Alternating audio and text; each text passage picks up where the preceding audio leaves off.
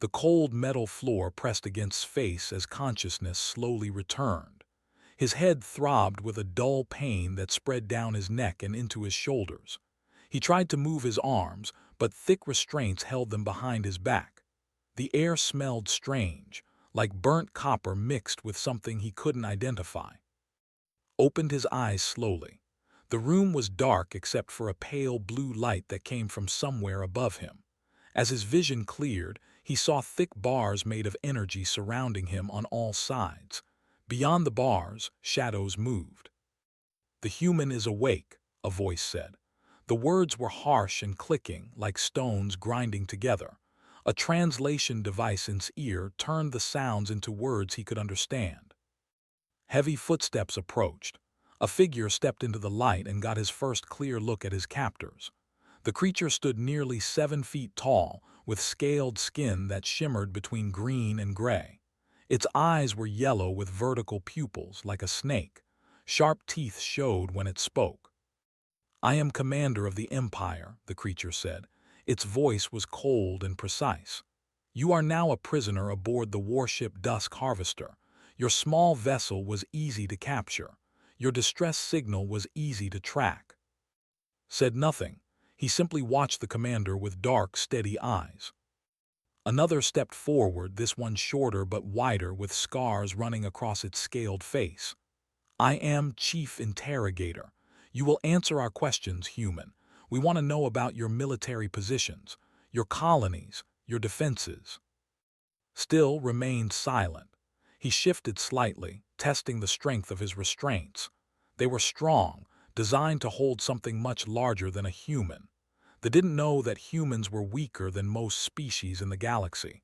Or maybe they did know, and that's why they thought this would be easy.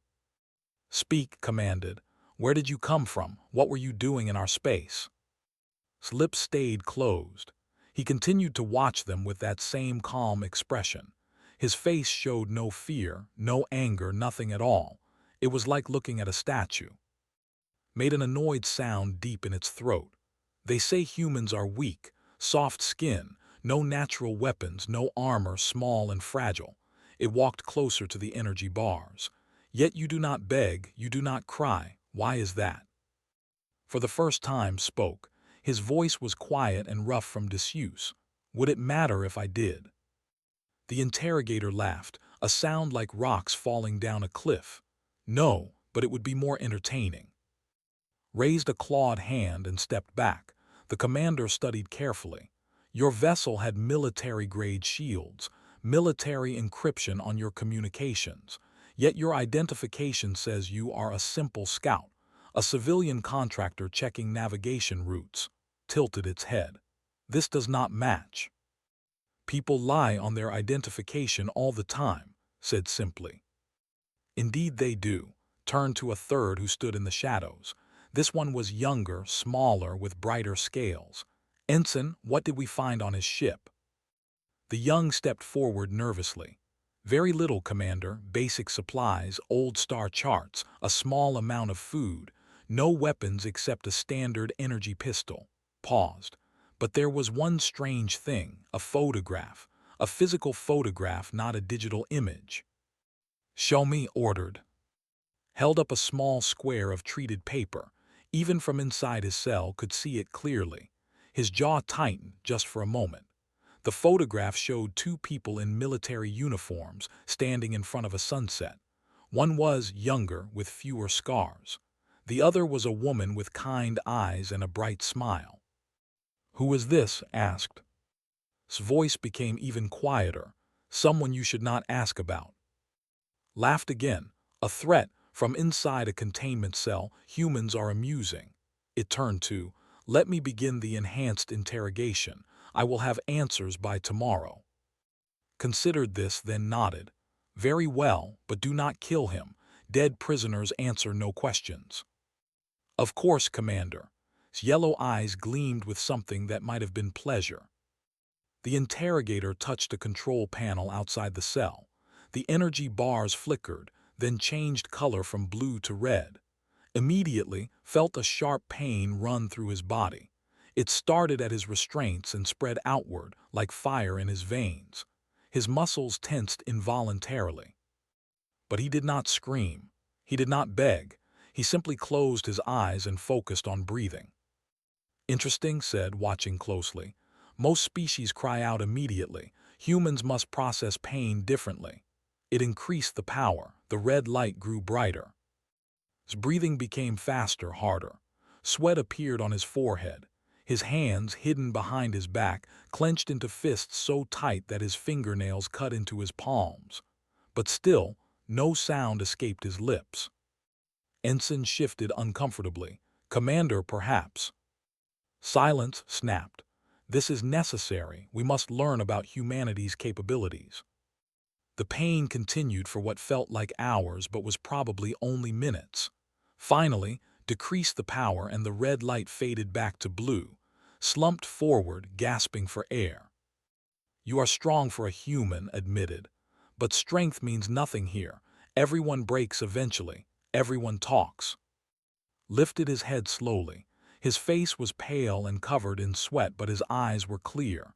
When he spoke, his voice was steady despite everything. You should let me go. The three looked at each other. Then they began to laugh. The sound echoed off the metal walls. Before what? Asked, amusement clear in its voice. Before you break free, before your weak human military finds this ship, before the stars themselves burn out. It leaned closer to the bars. Give me one good reason why we should fear you. Was quiet for a long moment. He looked at the photograph that still held. The woman's smile seemed to glow in the dim light. Something changed in its expression, something cold and final. You should let me go, he repeated slowly, before you say her name. Straightened up, confused. Her name, the woman in the photograph. The commander waved a dismissive hand.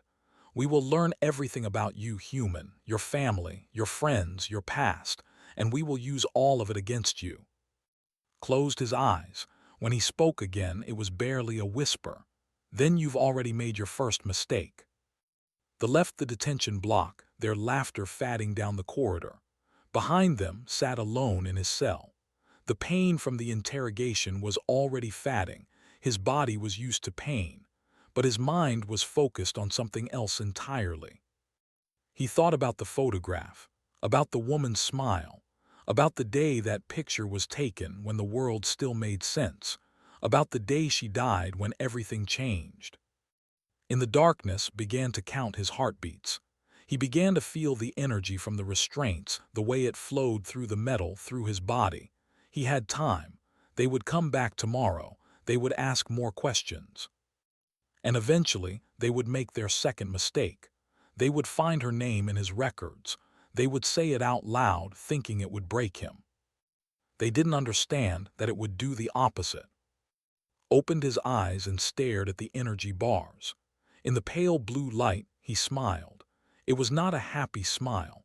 It was the smile of someone who had nothing left to lose and everything to take back. The thought they had captured a man. They had no idea what was really waiting in that cell.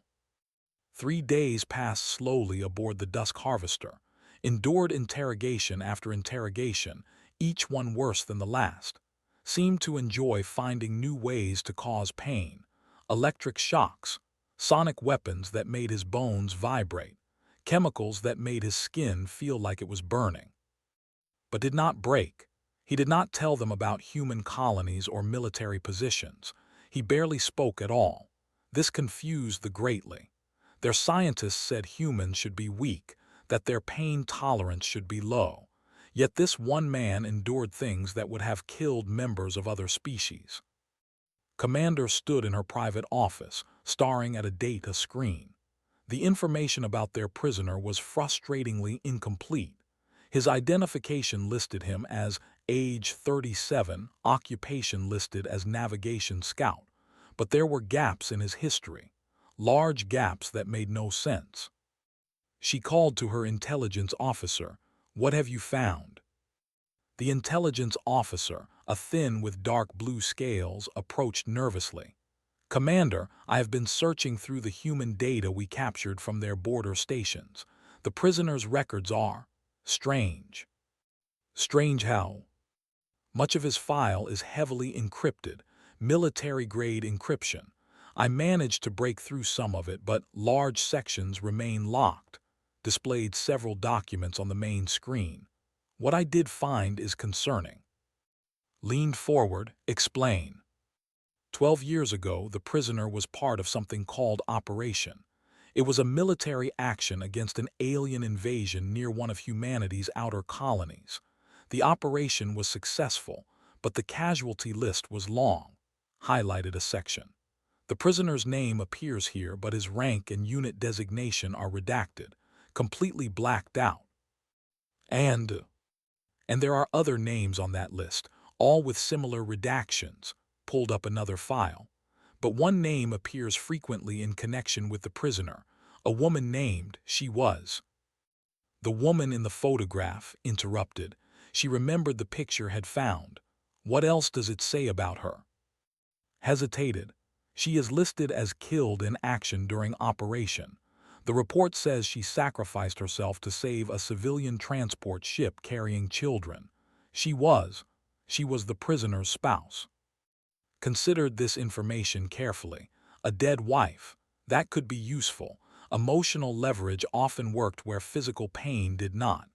Good work. Continue searching for more information. The commander left her office and walked to the detention block. Sat in his cell exactly as he always did, back straight, eyes focused on nothing, breathing steady.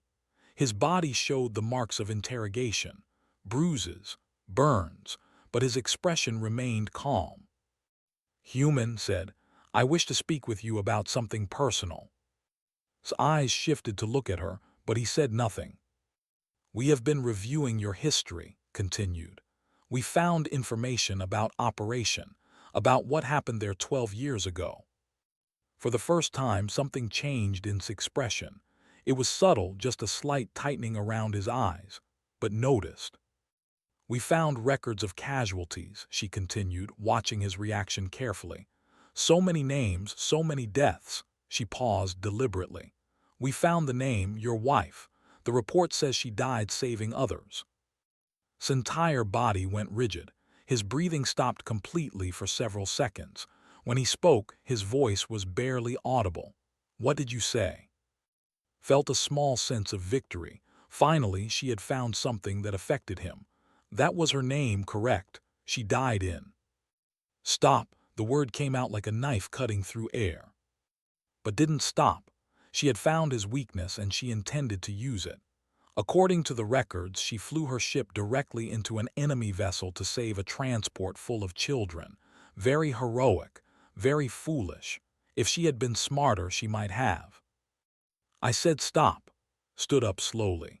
Despite the restraints, despite the armed guards, despite the energy bars between them, something about his movement made take an involuntary step backward. The temperature in the room seemed to drop, or maybe it was just the way he looked at her. His eyes were no longer calm and empty.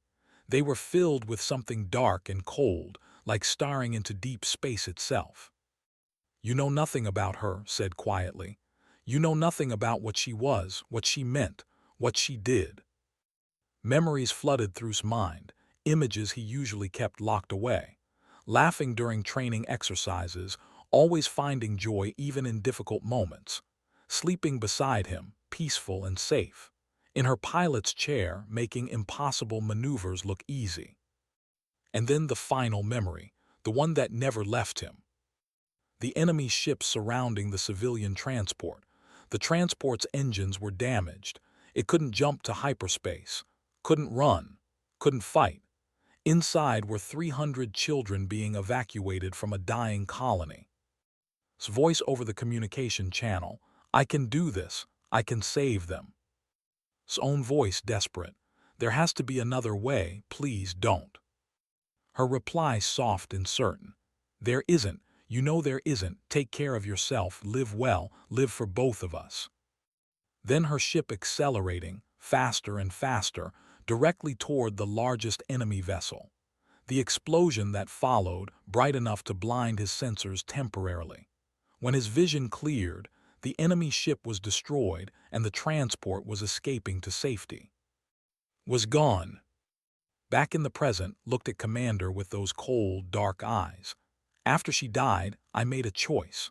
I volunteered for a program, a special program that humanity was developing. They needed soldiers who had nothing left to lose, soldiers who could do things that regular humans couldn't, soldiers who could become something else. Felt her confidence wavering. What kind of program? They called it the Reaper program, said. The name hung in the air like a threat. They took people like me, people who had lost everything, and they changed us, enhanced us, made us faster, stronger, harder to kill. They taught us to be weapons, perfect, efficient, merciless weapons. He took a step closer to the energy bars. The guards raised their weapons nervously. The program was too successful, continued, too dangerous, so they shut it down. They retired us, gave us new identities, made us promise to live quiet lives, to never use what they made us into. He smiled, but there was nothing warm in it. But you just broke that promise for me. You're lying, said, but her voice lacked conviction. You're just trying to frighten me. Am I? Looked down at the restraints on his wrists. These energy cuffs have been feeding me power for 3 days, small amounts, barely noticeable, but I have implants that store energy, military implants from the program, implants that your sensors can't detect because they're biological, not mechanical. Felt fear creeping up her spine. Guards, increase the cell's security level. Too late, said softly. You made a mistake, Commander. You captured me. You tortured me. And worst of all, you said her name. You spoke about like she was nothing, like her sacrifice meant nothing. The lights in the detention block flickered. What are you doing? Demanded. Me, nothing, but my implants have been interfacing with your power system since day one. Slowly, carefully, learning your ship's layout, mapping every corridor, every weapons locker, every escape pod. Smile grew wider. They used to call me Reaper. Want to know why? Before could answer, the lights went out completely. Emergency lighting kicked in, bathing everything in red. Alarms began to blare throughout the ship. In the darkness, spoke one last time. His voice was calm, almost peaceful. Because after I lost, after I became what the program made me, I learned something important. I learned that humans don't need to be the strongest species in the galaxy. We don't need scales or claws or venom. The energy bars around his cell flickered once, twice, then died completely. We just need to be willing to do what others won't, to go further, to become monsters when necessary. Stepped out of the cell, his restraints falling to the floor with a metallic clang. In his hand, somehow, was a weapon, one of the guards' rifles, taken so quickly that no one had even seen him move. You should have killed me when you had the chance, Commander. Tried to run, but her legs wouldn't move. Fear had frozen her in place. Walked past her, heading toward the detention block exit. Tell your crew to stay out of my way. Tell them the Reaper is awake. And tell them that anyone who stands between me and my freedom will learn why humanity is not prey. He paused at the door and looked back at one final time. You wanted to know about our military capabilities. You wanted to learn what makes humans dangerous. His eyes were empty of mercy. Now you'll find out. Then he was gone, vanishing into the red-lit corridors of the ship. Behind him, chaos erupted as guards rushed to respond. But in that moment, Commander knew the truth. They hadn't captured a man, they had caged a nightmare, and now it was loose. The corridors of the Dusk Harvester echoed with alarm sirens and running footsteps. Red emergency lights painted everything in blood-colored shadows. Throughout the ship, crew members rushed to battle stations, confused and frightened. Their prisoner had escaped. Somehow, impossibly, the weak human had broken free. Moved through the corridors like a ghost. His body remembered the training from years ago, movements that had been burned into his muscles and nerves. The Reaper program had changed him in ways that couldn't understand. His reflexes were 3 times faster than a normal human. His strength was doubled. His mind processed tactical information in seconds. More than that, the biological implants throughout his body gave him abilities that seemed almost superhuman. He could see in the dark. He could hear heartbeats through walls. He could feel electrical currents in the ship's systems. For 3 days, he had been patient, slowly charging his implants and mapping the ship's layout through its power grid. Now he was free, and he was angry. A squad of 6 guards appeared at the end of the corridor, weapons raised. Freeze, human, surrender now. Didn't slow down. He calculated distances, angles, timing. The lead guard fired first, was already moving, his body twisting in ways that seemed impossible. The energy bolt passed through empty space where he had been a fraction of a second before. He closed the distance in 3 seconds. His stolen rifle swung up, catching the first guard under the chin with enough force to lift the off its feet. Spun, using the momentum to slam his elbow into the second guard's throat. Both went down without firing another shot. The remaining 4 guards tried to spread out to give themselves room to shoot without hitting each other, but was already among them, moving too fast, too close for them to use their weapons effectively. A kick to the knee, collapsing the 3rd guard. A strike to the pressure point on the 4th guard's neck, dropping it instantly. The 5th guard managed to grab his arm. It was a mistake. Twisted, using the guard's own grip against it, and threw the larger creature into the wall with a sickening crunch. The 6th guard dropped its weapon and ran. Let it go. He didn't want to kill everyone. He wanted them afraid. Fear spread faster than he could ever move. He continued deeper into the ship, following the mental map his implants had created. The armory was on deck 7. He needed better weapons, better equipment, and he needed to send a message. More guards appeared and dealt with them efficiently. Not all died, some were merely knocked unconscious, others left with broken bones but breathing. He wasn't a mindless killer. Even now, even with the rage burning in his chest, he remembered its voice. "Don't become a monster," she had told him once long ago. "Whatever happens, don't lose yourself." He had promised her he wouldn't, but that was before she died, before the Reaper program, before these aliens captured him and spoke her name like it meant nothing. Reached a junction where 3 corridors met. He paused, listening. To his left he heard multiple heartbeats, at least 20 guards gathering for an ambush. To his right, nothing. Straight ahead, civilian crew members hiding in their quarters. He went right, then climbed into a ventilation shaft. They were larger than humans, so their ships had bigger maintenance spaces. Crawled through the ducts easily, moving above and around the squads of guards searching for him.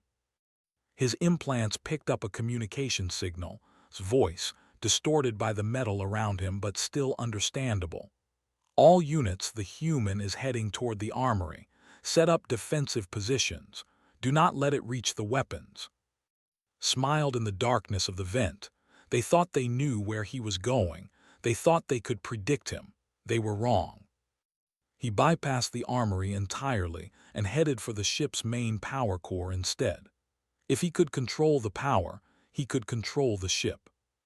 The power core was located in the center of the vessel, protected by thick walls and energy shields. Only senior engineers were allowed inside, but implants could interface directly with the ship's systems. He didn't need permission. He just needed access. He dropped from a vent shaft into the power core chamber. It was a vast space filled with massive energy conduits and humming machinery. 3 engineers were present, monitoring the systems. They turned in surprise when landed behind them. "Please don't make me hurt you," said calmly. "Just leave, walk away, and you won't be harmed." One engineer, braver or more foolish than the others, grabbed a tool and charged at. It swung the heavy wrench at his head, caught the wrench mid-swing, twisted it out of the engineer's grip and pushed the away. Not hard enough to injure, just hard enough to make a point. "Leave," he repeated. This time, all 3 engineers ran for the exit. Alone in the power core chamber, approached the main control panel. He placed his hand on the interface, and his biological implants activated. Code flowed from his brain directly into the ship's systems, faster than any manual typing could achieve. Within seconds, he had root access to every system on the Dusk Harvester. Lights throughout the ship began to flicker on and off. Life support reduced to minimum levels. Gravity in certain sections shut down completely, causing guards and crew to float helplessly. Reorganized the entire ship to suit his purposes. Then he accessed the communication system. His voice broadcast to every speaker on the ship. Attention, crew of the Dusk Harvester. My name is, some of you may know me as your prisoner, but I have another name, one I earned in blood and darkness. He paused, letting the silence build. I am called Reaper, and I want you to understand something very important. Throughout the ship, stop what they were doing to listen. I didn't choose this, continued. I was a simple scout. I was living quietly, bothering no one, but you captured me. You tortured me, and then you made a fatal mistake. His voice became colder. You spoke about my wife, you treated her memory like it was a tool to break me. In her private quarters, Commander listened with growing dread. Died saving children, said. She gave her life so that 300 kids could escape. She was brave and kind and beautiful, and she made the galaxy a better place just by existing in it. And you used her name as a weapon against me. The ship shuddered as rerouted more power systems. So now I'm going to teach you a lesson. I'm going to show you what happens when you disrespect the dead, when you mock sacrifice, when you think humans are weak. His voice became quieter, more dangerous. I have control of your ship now. I can open every airlock and flush you all into space. I can overload the power core and turn this ship into a star. I can do 1,000 things that would kill every single one of you. Guards gripped their weapons, sweat running down their scaled faces despite the cold. But I'm not going to do that, said, because that's not what would want. She believed in mercy, in giving people chances. He paused. So here's your chance. I'm going to send a message to humanity.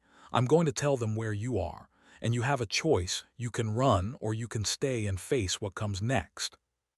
Commander's communication panel lit up. She activated it with shaking hands. This is Commander, what have you done? His reply came immediately. I've called for help. Not for me, I don't need help. For you. Because when my people hear what you did, when they learn you captured and tortured one of the Reapers, they're going to respond. And that response won't be gentle. The Empire will send reinforcements, said, trying to sound confident. You cannot hold this ship alone. I'm not alone, replied. As if responding to his words, the ship's sensors detected a new contact. A small vessel had appeared on the edge of sensor range, approaching fast. It was human in design but carried no military markings. The unknown ship hailed them. A woman's voice came through, clear and sharp. Dusk Harvester, this is the civilian vessel Quiet Star. I received an interesting message. Something about someone speaking a name they shouldn't have. Thought I'd come see what the fuss was about. His voice carried a hint of warmth for the first time. Hello. Hello, Reaper, the woman replied. Been a while, thought you were retired. I was, they changed my mind. His laugh was cold as ice. They invoked her name, didn't they? Invoked. Yes. There was a long pause. When spoke again, her voice had lost all trace of humor. Then they're already dead. They just don't know it yet. The Quiet Star docked with the Dusk Harvester's main airlock. The sound echoed through the ship's corridors like a death knell. Walked toward the airlock to meet his old friend. Behind him, the power core hummed steadily, now completely under his control. Ahead of him, the crew scrambled in panic, trying to decide between fighting and fleeing. In his mind, saw his face one more time, her smile, her eyes, the way she had looked at him that last moment before sacrificing herself. I'm sorry, he whispered to her memory. I promised I wouldn't become a monster, but they didn't give me a choice. The airlock opened with a hiss of equalizing pressure. A woman stepped through, dressed in simple civilian clothes. She was shorter than with sharp eyes and hands, looked at her old and nodded once. "Let's finish this," she said simply. Together, the two Reapers walked deeper into the ship. Behind them, they finally understood the truth. They hadn't just captured a human.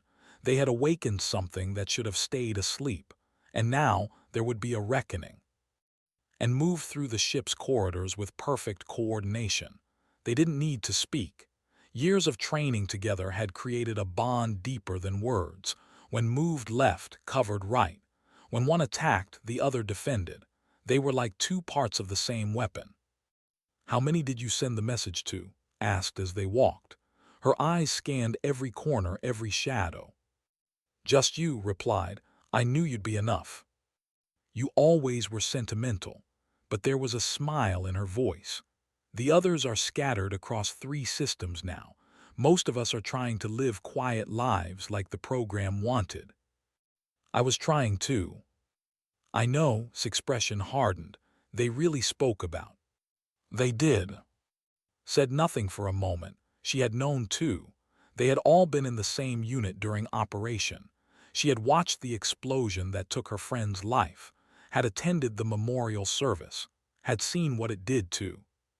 "Then they deserve what's coming," said finally. A group of soldiers appeared ahead, taking cover behind cargo containers. They opened fire immediately. Energy bolts filled the corridor with deadly light. But were already moving, already adapting. They used the walls, the ceiling, even the floor grating as cover and leverage. Went high, running along the wall for 3 steps before launching himself over the cargo containers. He landed behind the line, forcing them to turn and defend from 2 directions. Used the distraction to advance, her movements economical and precise. Within 30 seconds, all 6 guards were down. "Bridge is 3 decks up," said, checking the ship's layout through his implant connection. "We'll be there." "Let her wait," replied. "First, we need to make sure no one else gets hurt. Where are the civilian crew?" This was why had been part of the Reaper program. Most of the volunteers had been consumed by rage and grief, becoming pure weapons, but had kept something essential. She still cared about innocent lives. It had made her dangerous in a different way. "Quarters section, deck 4, answered. "Most of them are locked in their rooms, afraid to come out." "Good, let's seal that section completely. Make sure no fighting reaches them." They reached a control panel and interfaced with it. Emergency bulkheads slammed down around the civilian quarters, cutting that section off from the rest of the ship. Now the non-combatants were safe behind thick metal walls. As they continued toward the bridge, they passed through the medical bay. A doctor stood frozen beside an injured patient, scales pale with fear. The patient was a young guard, barely adult, with a badly broken leg. "Stopped, you doctor, can you fix that leg?" The doctor nodded quickly, unable to speak. "Then do it," commanded. "And anyone else who's injured but not dead, you treat them. Understand? We're not here to slaughter everyone, just to teach a lesson." The doctor nodded again, relief visible on its reptilian face. They left the medical bay and entered a large open space, the ship's cargo hold. Commander's voice suddenly echoed from speakers overhead. "Reaper, I know you can hear me. I know you're heading to the bridge." And exchanged glances but said nothing. "I have activated this ship's self-destruct sequence," continued. "If you harm me or my senior officers, the ship will explode.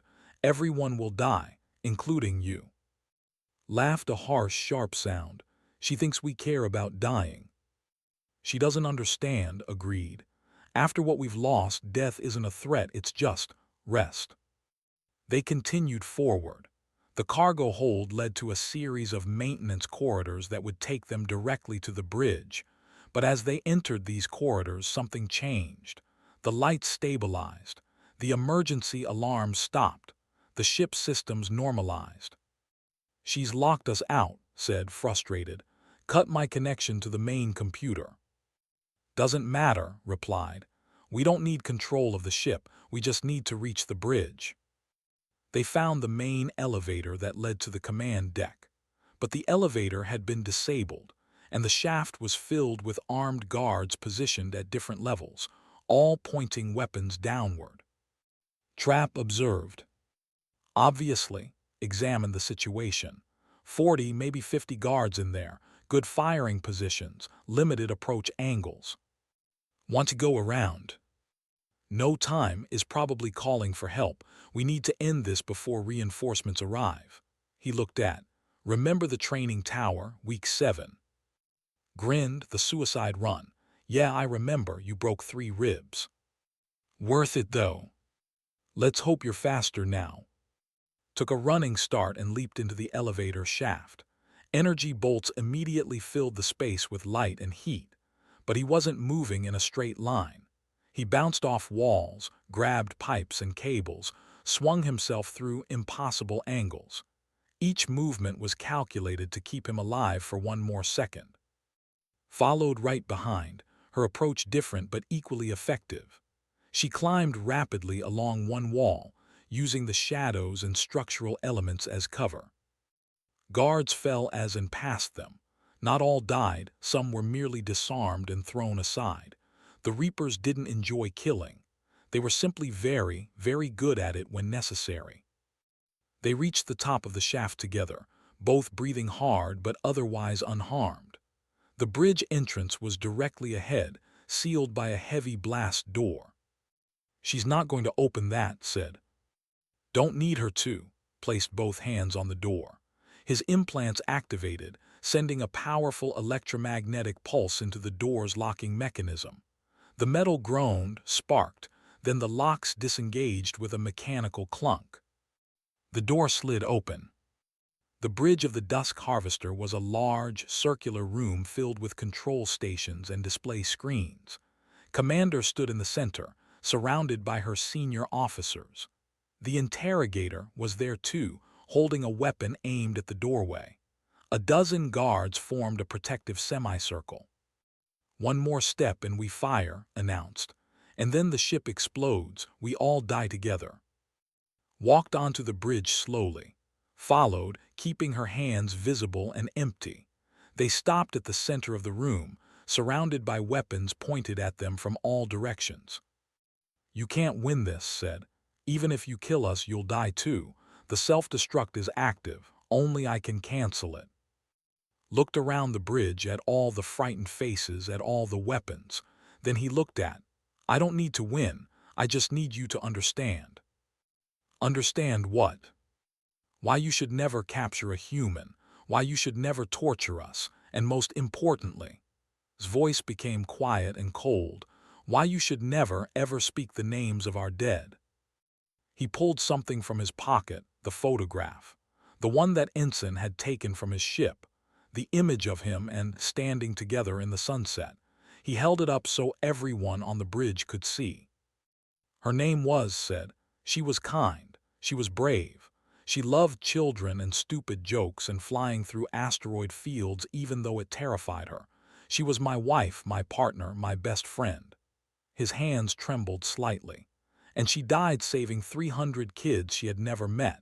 She flew her ship into an enemy vessel because it was the only way to protect them. The bridge was completely silent except for his voice. After she died, I wanted to die too, he continued. But I couldn't because she had asked me to live for both of us. So I volunteered for the Reaper program. I let them change me, enhance me, turn me into a weapon. And then when the program ended, I tried to be normal again. I became a scout. I flew alone through empty space, not bothering anyone. He looked directly at, and then you captured me, you hurt me, and you spoke about like her sacrifice meant nothing, like she was just a tool to break me. Took a step closer too. Every guard tensed, fingers on triggers. So now I want you to remember her face, said, still holding up the photograph. Remember her smile. Remember that she died to save children. And remember that when you disrespected her memory, you awakened something that should have stayed sleeping. Suddenly moved, raising his weapon directly at its head. Enough of this, I'm ending. He never finished the sentence. moved faster than anyone could track, disarming and putting him on the ground in less than a second. Her foot rested on his throat, not pressing hard, just there. "Don't interrupt," said calmly. "He's making a point." Continued as if nothing had happened. "I'm not going to kill you, Commander. I'm not even going to destroy your ship, because that's not what would want." She believed in mercy, in second chances. Looked confused. "Then what do you want?" "I want you to spread a message," replied, "to your empire, to every species that might think humans are weak." He placed the photograph carefully on the commander's chair. "Tell them what happened here. Tell them about the Reaper. Tell them that humanity protects its own. And tell them that if they ever capture a human, if they ever torture one of us, if they ever speak disrespectfully about our dead, there will be consequences." He turned to leave, following him. "Wait," called out. "The self-destruct, it really is active. I wasn't lying." Paused at the doorway. "I know. I deactivated it 6 minutes ago. My implants are still connected to your systems, Commander. They've been connected this whole time. I just let you think you had control." He looked back over his shoulder. "Goodbye, Commander. I hope we never meet again." The two Reapers left the bridge. No one tried to stop them. The guards simply watched them go, too stunned to move. As and walked back to the airlock, back to ship, alarms suddenly blared again. Sensors had detected multiple vessels approaching. The reinforcement fleet had arrived, 12 warships, all heavily armed. But there was also another contact. A human vessel, larger and faster, dropping out of hyperspace between the Reapers and the fleet. On the communication channels, a commanding voice announced itself. "This is Captain Minu of the Human Defense Force ship Eternal Vigil. All vessels stand down immediately. We are here for our people. Interfere and face the consequences." Smiled. "Looks like your message got through to more than just me." They boarded the Quiet Star and undocked from the Dusk Harvester. As they flew away, took one last look at the alien warship. Through the windows, he could see crew members watching them leave. "Do you think they learned the lesson?" asked. Thought about the photograph he'd left behind, about smile frozen in time, about the look of fear in his eyes. "Yes," he said finally, "I think they did." 3 months after the incident aboard the Dusk Harvester, a diplomatic vessel approached Earth's orbital station. The ship moved slowly, broadcasting peace signals on every frequency. It carried white flags, surrender documents, and a delegation of the most senior officials. The news had spread fast. Throughout the galaxy, every species had heard about what happened, about the human prisoner who had escaped, about the two Reapers who had taken control of an entire warship, about the message they had sent. Humanity was no longer seen as weak. Ambassador stood in the reception hall of the orbital station, waiting for the delegation. He was an older man, gray-haired and calm, with the kind of face that had negotiated peace treaties for 40 years. Behind him stood representatives from various human governments and military branches. They entered slowly, their scales dull with submission. Their leader, a large male named, approached with careful steps. "Ambassador," began, his translator making the words sound formal and apologetic, "we come seeking peace. The Empire wishes to establish diplomatic relations with humanity. We wish to apologize for what happened." His expression remained neutral. Apologize for capturing a civilian scout, for torturing a prisoner, for disrespecting the dead. Lowered his head. "Yes, for all of these things. We did not understand humanity's true nature. We made assumptions based on physical appearance. We were wrong." "And what changed your mind?" asked, though he already knew the answer. The Reaper said quietly, "We have heard the stories. We have seen the footage from the Dusk Harvester. We understand now that humanity is not to be challenged." Allowed himself a small smile. The Reaper, "Yes, tell me, what exactly have you heard about this Reaper?" Hesitated, then spoke carefully. "We have heard that humanity has soldiers beyond normal soldiers, enhanced beings who are faster, stronger, nearly impossible to kill. We have heard that these Reapers were created in a secret program, that they live quietly among your population, hidden and waiting." He paused. "We have heard that there are many of them." "And you believe these stories?" "After what happened to the Dusk Harvester, yes, we believe them completely." Nodded slowly. "Good, because I'm going to tell you the truth about the Reaper program." He gestured for them to sit. They did so nervously, as if expecting a trap. "The Reaper program was real," began. "It was created during a dark time when we were desperate. We took volunteers, people who had lost everything, and we enhanced them, made them into weapons. The program was successful, too successful, so we shut it down." Listened intently. "The subjects of the program were given new identities and told to live quiet lives," continued. "Most did. They became scouts, traders, researchers. They tried to be normal, and they would have stayed normal, living out their days in peace." He leaned forward. "But your empire made a critical mistake. You captured one, you hurt him, and worst of all, you disrespected the memory of his dead wife." "We did not know," started. "That's the point," interrupted. "You didn't know, you made assumptions, and those assumptions nearly cost you an entire warship and crew." He stood up. "So here's what's going to happen. The Empire will sign a peace treaty. You will pay reparations. You will agree to leave human space alone, and in return the Reapers will stay asleep. We won't wake them. We won't send them after you, as long as you leave us in peace." "And if we refuse?" Smile grew colder. "Then you'll learn exactly how many Reapers we created. And trust me, Ambassador, you don't want that knowledge." The delegation signed the treaty that same day. Far from Earth, on a small colony world at the edge of human space, stood in a memorial garden.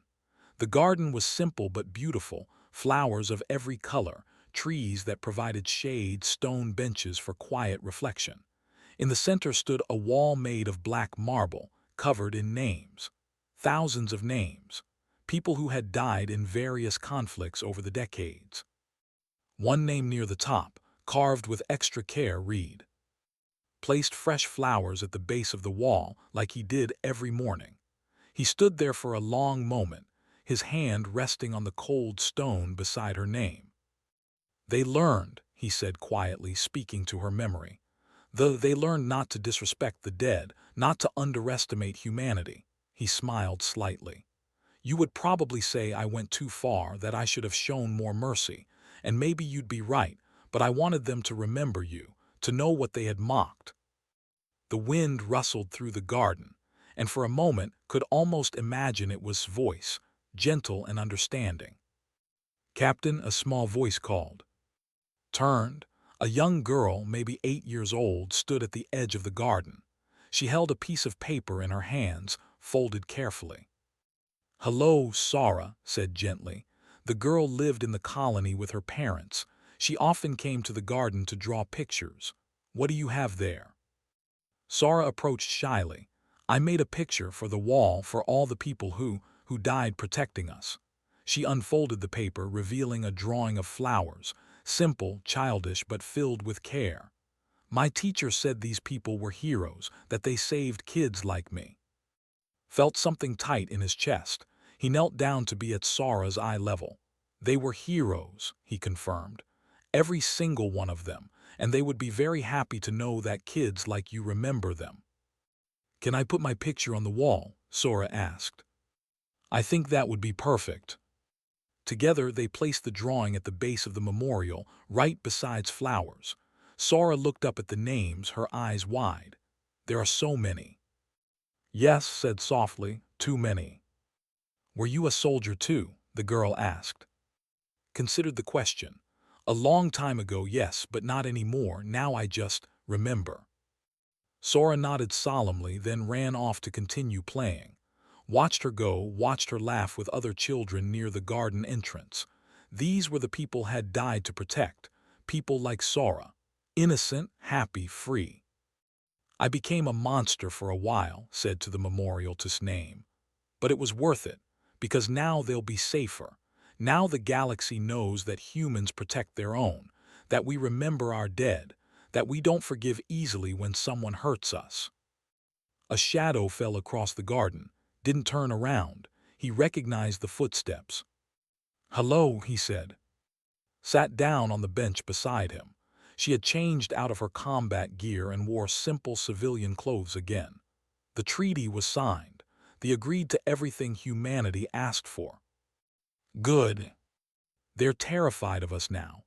The whole galaxy is talking about the Reapers. Some species think we have hundreds of enhanced soldiers hidden throughout space. Laughed softly. There are only 11 of us left and we're all trying to live quiet lives, but they don't know that. Let them wonder, said.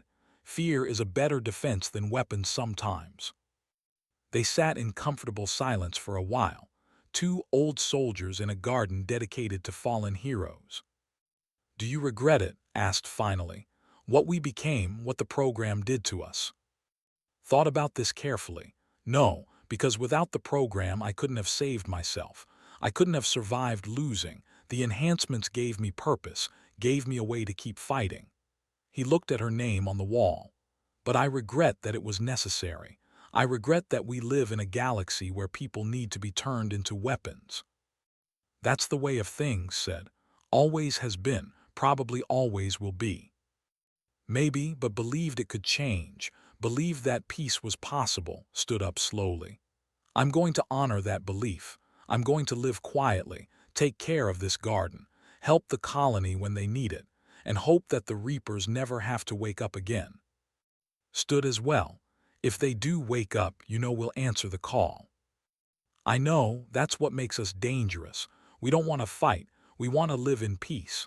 But if someone threatens our people, if someone hurts our families, if someone disrespects our dead, his expression hardened. Then we become what we were made to be.